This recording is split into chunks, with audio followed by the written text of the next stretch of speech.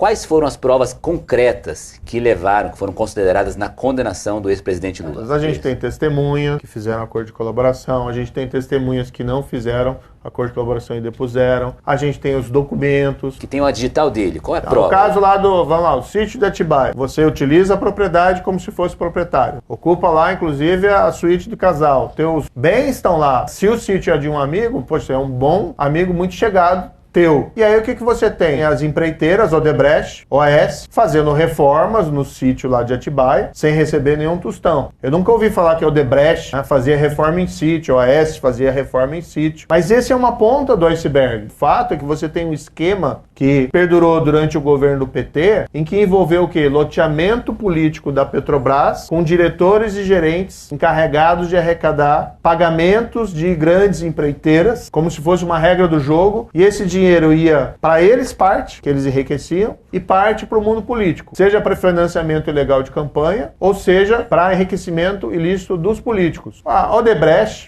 fez aquele acordo e revelou, o João Santana falou isso também, o Antônio Palocci falou isso, palavras deles, e tem documentos que foram apreendidos antes da colaboração, que o PT tinha uma caixa, uma espécie de uma conta corrente, com a Odebrecht de 200 milhões de reais. Estava lá no programa especial italiano, que é um documento que foi apreendido antes. E aí você tem que fazer as interpretações e depois eles confirmaram esse conteúdo. E segundo eles mesmos, eram provenientes de trocas. E existiam provas concretas dessas testemunhas que fizeram delação premiada, né? Assim, eu pergunto, e-mails, conversa de WhatsApp, coisas que eles pudessem comprovar que de fato essas... Não, veja, ninguém é condenado com base na palavra de um colaborador. Isso. Sempre tem que ter prova de corroboração. Na época foi tudo divulgado, a gente publicou inclusive esse programa especial italiano, estava lá, italiano era o Palocci, e o próprio Marcelo Abrão, italiano era o Palocci. E tinha um documento que tinha sido apreendido antes. Não foram documentos que eles entregaram com a colaboração. Eles tinham sido encontrados antes. Mas você tem um fato objetivo,